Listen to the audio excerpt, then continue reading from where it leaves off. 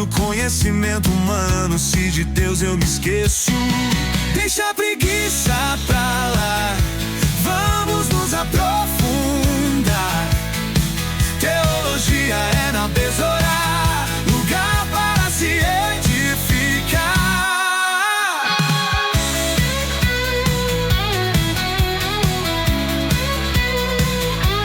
Sejam bem-vindos ao Instituto Besorá. Aqui a nossa missão é transformar vidas através do conhecimento das Escrituras, da reflexão teológica e do aprofundamento em princípios que edificam a fé. Cada aula foi cuidadosamente preparada para caminhar em perfeita harmonia com os livros da disciplina, garantindo que você tenha uma experiência de aprendizagem única e rica e alinhada com a Palavra de Deus. Agora, aproveite o conteúdo e lembre-se, você pode pausar, voltar e revisar quantas vezes for necessário. O objetivo é o seu crescimento, sua compreensão plena do que está sendo ensinado. Prepare-se, porque a sua jornada teológica começa agora. Vamos juntos para a próxima aula. Podemos definir a hermenêutica como a arte de interpretar textos ou a sistematização de recursos para compreender a intenção do autor. Hermenêutica significa interpretação. Sua etimologia está ligada ao deus grego Hermes, mensageiro e porta-voz dos deuses, considerado o deus da retórica e da eloquência. A hermenêutica faz parte do grupo da chamada teologia prática, que reúne disciplinas tais como homilética, exegese, administração eclesiástica, método de estudo bíblico, entre outras. Essa área é mais voltada para a investigação e aplicabilidade dos textos sagrados. No entanto, a hermenêutica não se restringe no âmbito religioso, sendo também aplicada à filosofia e outras áreas. Na filosofia, a hermenêutica se divide em duas vertentes principais e distintas. A primeira refere-se à intenção de texto e seus significados, de caráter epistemológico, enquanto a segunda aborda a intenção e a interpretação da realidade ontológica.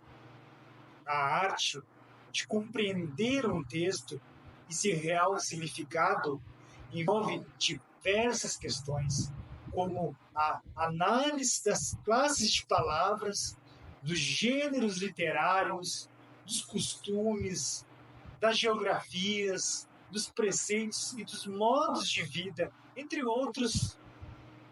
O idioma hebraico, por exemplo, foi considerado por séculos, mas foi preservado pelos rabinos e pelos textos maçoréticos.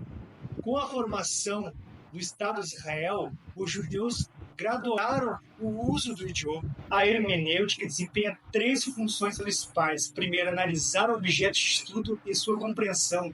Pesquisar e utilizar recursos de elucidação. Terceiro, organizar de forma sistemática e didática a descoberta. Não podemos seguir em frente sem antes desmistificar um conceito, no mínimo, equivocado. Muitos se opõem à hermenêutica, utilizando versículos mal interpretados para justificar o não uso da interpretação correta das Escrituras e de outras ciências que ajudam a elucidar a interpretação dos autores originais. Um exemplo é a passagem de 2 Coríntios 3,6, que diz: o qual nos fez também capazes de ser ministros de um novo testamento, não da letra, mas do Espírito, porque a letra mata e o Espírito vivifica. No entanto, esse texto é frequentemente interpretado de maneira equivocada. A letra mencionada se refere à lei de Moisés e não uma advertência contra o estudo ou aprofundamento das Escrituras. Também não implica um perda de espiritualidade ao observarmos as Escrituras, como faziam os bereanos em Atos 17:11.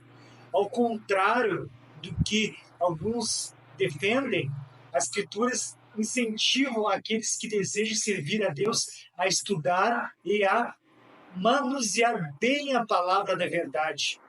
Obreiro, a carta, por exemplo, de Timóteo nos diz: procura apresentar-te a Deus aprovado como um obreiro que não tem que se vergonhar da verdade. Está em 2 Timóteo 2,15.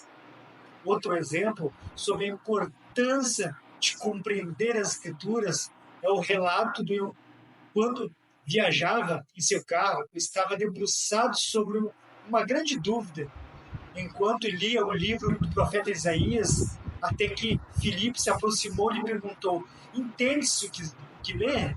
Está em Atos 8,30. Imediatamente o eunuco respondeu: como poderei entender se não tem ninguém para me ensinar?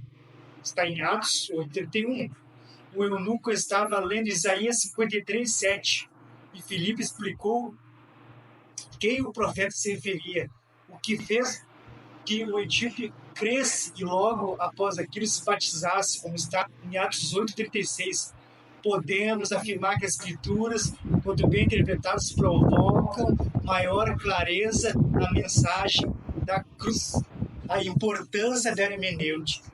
As Escrituras contêm a palavra de Deus e, como tal, devem ser tratadas com serenidade e atenção ao serem interpretadas. Se, por um lado, a hermenêutica auxilia na compreensão da interpretação do autor original, por outro lado, uma má interpretação abre espaço para heresias. No cristianismo, sempre houveram falsos pastores, e no cenário atual não poderia ser diferente. Paulo escreveu aos Coríntios: todavia se faz necessário que haja divergência entre vós, conhecido entre o vosso meio. Heresias sempre foram combatidos. O próprio apóstolo Paulo, o próprio João, por exemplo, um dos últimos apóstolos, enfrentou duramente o gnosticismo em Éfeso, por exemplo, e diz: amados, não creais a todo o Espírito, mas provai se o Espírito são de Deus, porque há muitos falsos profetas que se têm levantado no mundo de Deus. Todo o Espírito que confessa que Jesus Cristo veio em carne e é de Deus, é todo o Espírito que não confessa que veio em carne não é de Deus, mas esse é o Espírito anticristo, no qual já ouvistes que há de vir, eis que já agora está no mundo. Está em 1 João 4, do 1 ao 3. Falsos ensinos sempre estiveram presentes desde o tempo da igreja primitiva. Muitos deles eram duramente combatidos. Paulo enfrentou inúmeros problemas entre os gentios. Jesus já havia alertado sobre o perigo dos falsos mestres e disse: cuidado com os falsos profetas, eles vêm a vocês vestidos de peles de ovelhas, mas por dentro são lobos devoradores. Podemos afirmar que a hermenêutica é essência para a compreensão das Escrituras, por alguns motivos principais. Primeiro, questão temporal. Segundo, distanciamento contextual. Terceiro, distanciamento cultural. Quarto, distanciamento autoral. E, por último, distanciamento linguístico. As Escrituras foram escritas em um período de 1.800 anos entre um autor e outro. Já se passaram mais de 2.000 anos desde que então foram escritas. Não podemos, se fosse uma revista atual, é necessário compreender que muitas coisas mudaram e outros ainda estão constantemente mudando, em transformação. Para uma interpretação coerente e próxima da interpretação daquele momento, é imprescindível entender os contextos, os costumes, as maneiras como viviam e chegar ao mundo como eles viviam. Todo o entendimento da época é essencial. Agora vamos falar sobre o textual. Alguns livros foram escritos para atender problemas e situações específicas daquela época.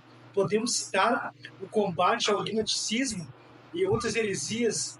Alguns escritos se perderam ao longo dos séculos, mas os que chegaram até nós e fazem parte do cânon bíblico são suficientes para entendermos os contextos de períodos e situações diferentes. O que antes era necessário pode já não mais ser aplicado nos dias de hoje. O distanciamento cultural, no mundo em que vivemos, pouco pode ser comparado. Em termos culturais, existem abismos de costumes e formas de gerir a vida e as coisas. Podemos exemplificar com o costume do uso do véu, que possuía um significado e um propósito específico. Assim também os rituais e as festividades. É necessário conhecer um pouco do mundo deixado no passado para extrair o que é útil e dispensar o que é exclusivo para aquela época, evitando confundir usos e costumes com lei e mandamentos. É necessário que haja uma separação, uma compreensão. Agora vamos falar sobre distanciamento autoral.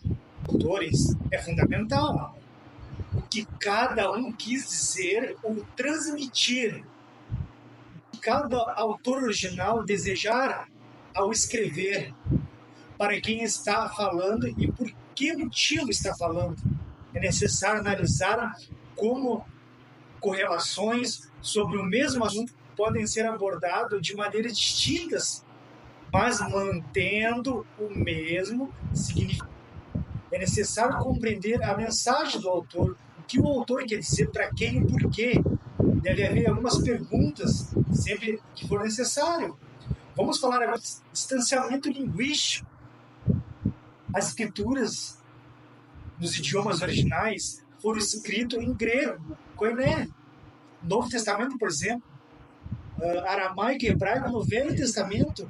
A busca pelos textos originais é de suma importância para comparar com as traduções da nossa língua de hoje, entender no idioma original o que a terminologia se refere, suas variações, sua etimologia e outras variações. Deve haver um estudo minucioso e uma dedicação dessa. Em determinado artigo, o grande apologista Norman Geisler deixa bem claro que o significado de uma passagem bíblica independe do propósito da compreensão do autor. Se a hermenêutica é a arte de interpretar texto, que dizer da exegese? A exegese é um método didático e acadêmico de extrair a intenção daquele texto. Podemos utilizar algumas ferramentas para decifrar e aplicar a intenção do autor original, empregando-se de forma concisa, responsável e lúcida. Podemos dizer que a gente que se envolve em fazer ou praticar exegese é chamado de exegeta. Com o grande avanço da teologia, da ciência e da religião, houve grande interesse na busca pela real interpretação dos textos sagrados. E nos últimos séculos, grandes exegetas se levantaram. Muita coisa que antes era tida como leis e mandamentos, hoje é classificado como usos e costumes. Muita coisa ganhou real significado. Por exemplo, quando Paulo faz uma orientação para as mulheres de Corinto usar um véu sobre suas cabeças, por muitos anos, pastores e pregadores usavam tal texto para apoiar o não corte ou aparar os cabelos. Hoje sabemos, através da hermenêutica e da exegese, que a passagem nada tem a ver com não cortar o cabelo. O real significado é que as mulheres de Corinto estavam se prostituindo e, para se diferenciar, cortavam os seus cabelos curtos. A sociedade sabia que uma mulher de cabelo curto certamente se prostituía e não respeitava o pai. Então, Paulo, para preservar as mulheres da comunidade cristã, pede que não cortem os cabelos e usem o véu como forma de proteção para não se assemelharem às prostitutas. Está em 1 Coríntios 11, do 13 ao 16. Exegese significa exposição ou aplicação, uma análise particular, uma passagem de forma apropriada e correta. A exegese faz. Existem alguns princípios a serem observados no processo da exegese. Primeiro, o princípio gramatical. O segundo, o princípio literal. O terceiro, o princípio histórico. O quarto, o princípio de síntese. E o último, o princípio prático. Vamos falar sobre os princípios. O primeiro, o princípio gramatical. As escrituras foram escritas em linguagem humana e, como tal, devem ser entendidas e interpretadas como qualquer outra linguagem. Recebem sua maneira de compreensão. As definições das palavras devem receber maior atenção para chegar à linguagem, e as regras de antigamente devem ser compreendidas sem encaixar de maneira moderna aquela escrita. O exegeta, a relação gramatical das palavras da passagem é necessária. Síntese. Vamos falar agora sobre o princípio literal. O princípio literal, os fatos sempre devem ser levantados a sério e levados a sério, a menos que o texto aponte para o sentido alegórico ou de linguagem figurada.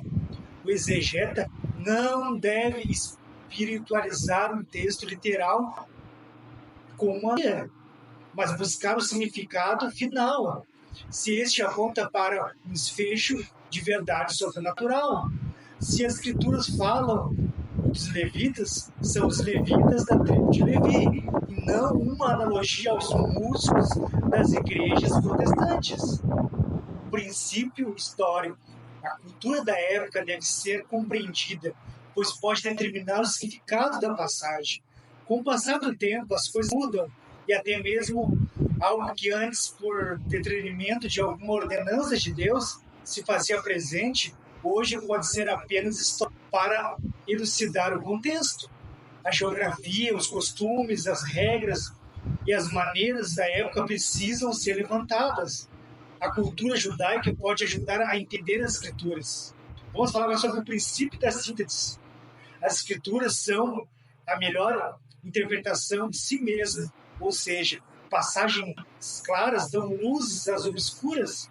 Correlações de versículos que falam do mesmo tema ou assunto devem ser analisadas, e se são livros inteiros. Se uma passagem parece não se harmonizar com o restante da Bíblia, deve-se reiniciar os estudos. A Bíblia não se contradiz, muito menos existe uma única verdade e inúmeras maneiras de expressar aquela verdade. Vamos falar agora do princípio prático. Ao passo que já obtivemos o significado real, é a hora de praticar e ensinar no tempo oportuno as descobertas. A exegese e a apologética são irmãs da verdade. São com elas, com o insolúvel da iluminação do Espírito Santo, que você encontrará a verdade e poderá aplicar e ensinar outros irmãos para compreender os textos. Se a exegese é extrair, convocar, descobrir, cavocar as verdades do texto, a exegese é justamente o contrário. As opiniões, conceitos e afirmações do próprio intérprete são levantados em conta na hora de buscar o significado. A exegese, a teologia da prosperidade e o gnosticismo seriam as mães das grandes heresias, ou seja, filosofias humanas deturpando o sentido original e sagrado dos textos.